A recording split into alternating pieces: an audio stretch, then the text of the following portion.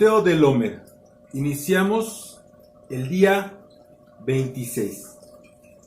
Para enseñanza a los llamados santificados de Dios Padre y guardados en Yeshua, misericordia y paz y amor les sean multiplicados. Recuerden que las acciones permanecen para siempre, buenas o malas. Puedes hacer 10 acciones buenas y una sola obra mala, y esa mala obra te va a hacer perder todo. Un ejemplo: si eres un empleado y llevas 10 años en un banco, ¿sí? Y por tu honestidad, ¿sí? Te hicieron gerente, te ascendieron. Pero si cometes un error, defraudas al banco, ¿crees que te van a perdonar? ¿Crees que perdonarían tu falta porque tienes 10 años de dedicación y honestidad? ¿O vas a tener que pagar tu error? ¿Podemos ver? Así que mire, si tú llevas 30 años, ¿sí? Sin robar, sin matar, pero un día te llevan a tu límite, ¿sí? Te llevan hasta el límite y se te pasa la mano y matas a alguien, la ley dirá: no, lleva 30 años haciendo lo bueno, ¿te va a perdonar? Así podemos ver que un error echa a perder toda una vida. Una mala decisión puede echar a perder toda una vida. Es a lo que el Eterno le llama pecado. Recordemos que pecado se usa solamente en la Biblia. Pecado solo se usa en la Torá. Pecado se usa solo en las Escrituras. ¿Pero qué es pecado? Pecado es violar la ley de Dios. Pecado es infraccionar a la ley de Dios. ¿Pero cuál ley? La ley del Eterno. ¿Dónde lo dice? Levíticos capítulo 5, versículo 17 al 19. Y se los puse resaltado con negrita, con amarillo, para que se entienda. Finalmente, si una persona peca o hiciera alguna de todas aquellas cosas por las que por mandamiento de Dios no se han de hacer, ¿sí? Aún sin hacerlo a sabiendas, es culpable y llevará su pecado. Traerá pues el sacerdote para expiar esa falta, según tú lo estimes, un carnero sin defecto de los rebaños, y el sacerdote le hará expiación por el yerro, es decir, por no saberlo. Yerro es sin ¿cómo se dice? Por ignorancia. O sea, hará expiación por ignorancia, que cometió por ignorancia, y será perdonado. Y fíjense el versículo 19, es infracción y ciertamente delinquió contra el Eterno. Veamos, en Juan dice pecado, y vamos a verlo desde el Strong, para que vean que no es una manipulación de las Escrituras, como algunos comentan, que se están manipulando las Escrituras para decir que debemos de obedecer la ley. Vamos a entrar a la carta de Juan, y en Juan le damos en pecado, y pecado nos manda, adelante, siguiente, al número 266, amartía se llama. Amartía. Amartía, pecado, pecados, pecar, un pecado, fracaso. Tú dices hasta ahí, no. Te vas hasta abajo y te aparece la concordancia Strong. Número 2 dice, aquello que se hace mal. Pecado cometido o resultante, es decir, un delito, una violación de la ley divina en el pensamiento o en el acto. Y te pone la cita, primera de Juan 3:4. O sea, esto es un estudio exhaustivo del significado de pecado. Y es decir, que es un delito, es una violación a la ley de Dios. Y ahora sí, vamos a la carta de Juan y vamos a ver cómo lo dice Juan. Y se parece mucho a lo que dice Levíticos. Primera de Juan 3:4 dice, todo aquel que comete pecado infringe también la ley, pues el pecado es infracción de la ley. Por eso les digo, en otro lado, tú no ves a tu hijo, y tú, cuando nace tu hijo y empieza a hacer travesuras, y tú le dices, compórtate, estás pecando. O te pasaste un semáforo y te detiene el oficial y te dice, oríllate. Pues, ¿qué pasó, oficial? Pecaste. Jamás. Solamente lo encuentras en las Escrituras. Entonces, para que entendamos que es pecado, es infracción a la ley, ¿sí? Entonces es un delito. Es delinquir, es una infracción. Es un pecado, es un delito ante la ley de Dios. Eso es lo que clavó en la cruz el Mesías. Fíjense bien. Colosenses 2, 13 al 14. Y cuando estábamos en nuestros delitos, ¿ahora entendemos? Y en la incircuncisión de vuestra carne, incircuncisión, es decir, no obedientes, perdidos en el deseo de nuestra vida, en lo carnal, dice, te da vida juntamente con él, habiéndolos perdonado todos los ¿qué? Delitos. Ya entendemos que es pecado, ¿no? Habiendo cancelado el documento de deuda que consistía en decretos contra nosotros, una infracción, y que nos era adversario, y los quitó del medio clavándolos en la cruz. Entonces, ¿qué delitos? ¿Qué delitos? Clavó las infracciones que hicimos ante la ley divina. Así que todo el mundo está bajo la ley de Dios. Pues, fíjense bien. Dicen unos, no, es que eso es para los judíos. Ajá, sí, tú. Entonces, ¿por qué destruyó el diluvio? Al mundo se lo echó en el diluvio. ¿Solamente cuántas personas se salvaron? 8 personas. En Sodoma y Gomorra no eran del pueblo judío. ¿Y qué pasó?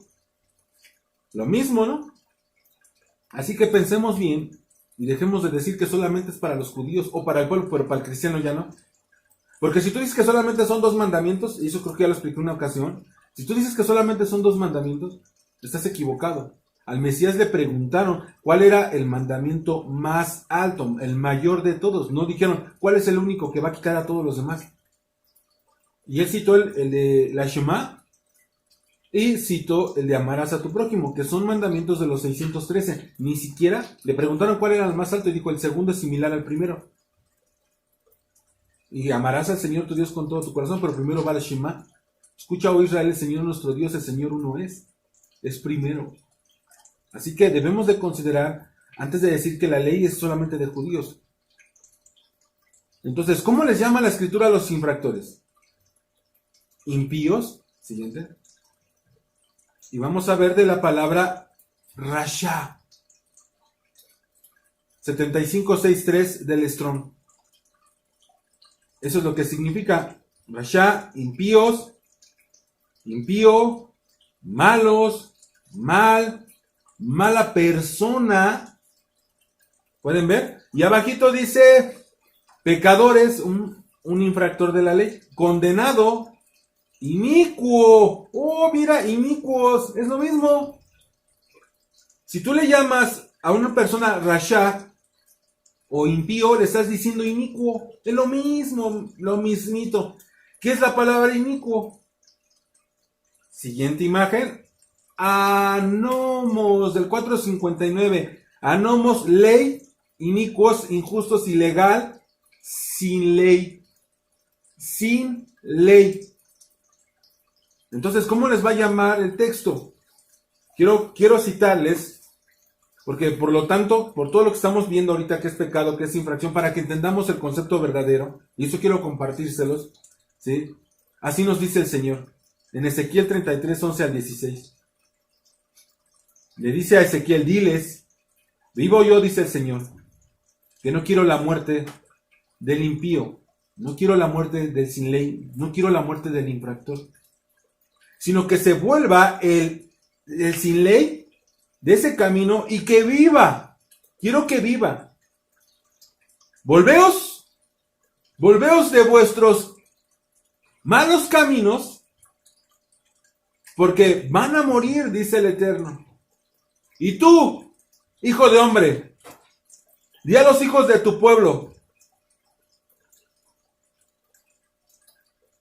la sedeká, la justicia del justo. Fíjense bien, lo que con eso inicié.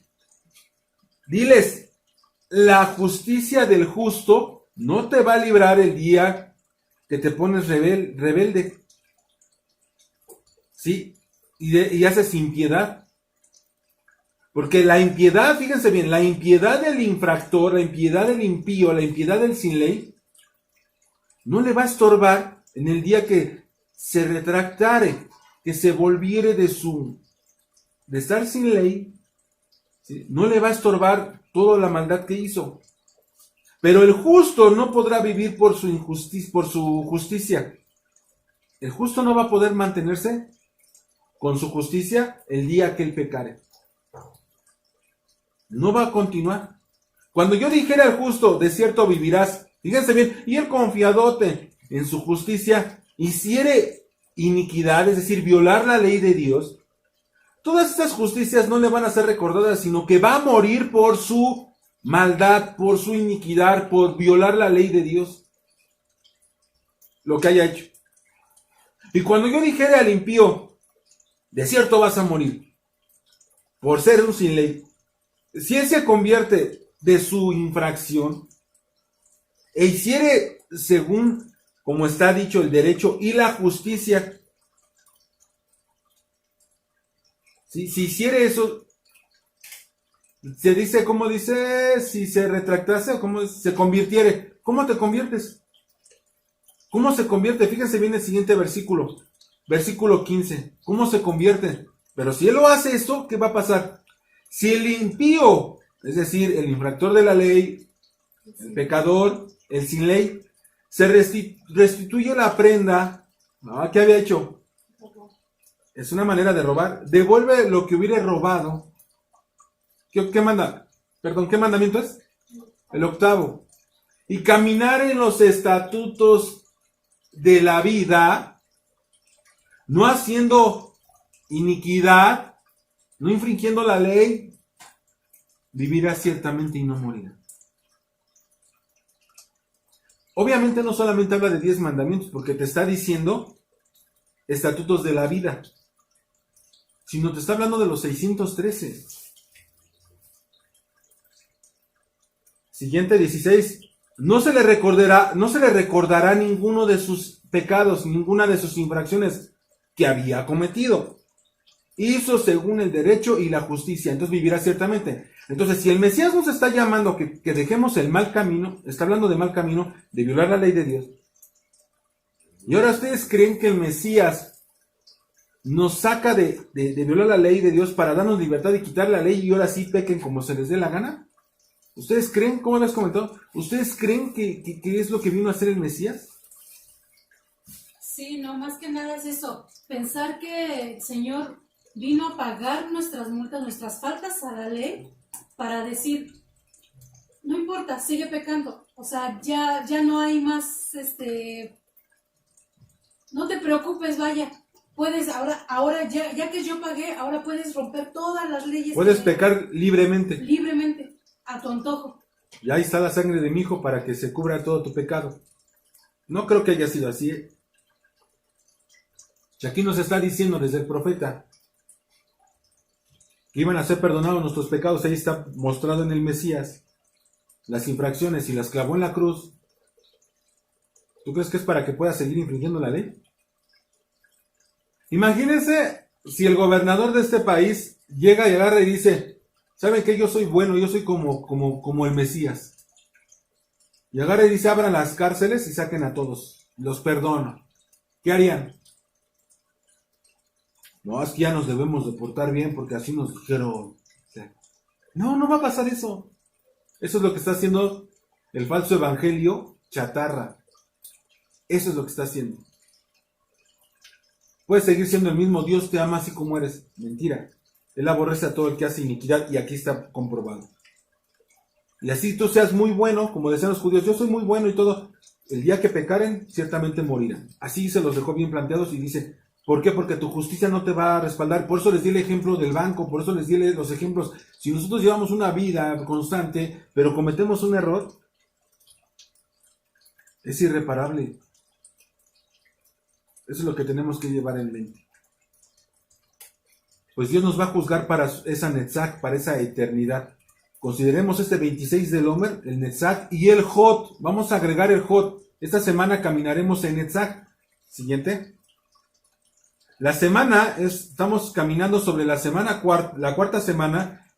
Ya terminamos 3 semanas y vamos con la cuarta y vamos en el día 26 y aplica el Jot en la Netzach, en la eternidad.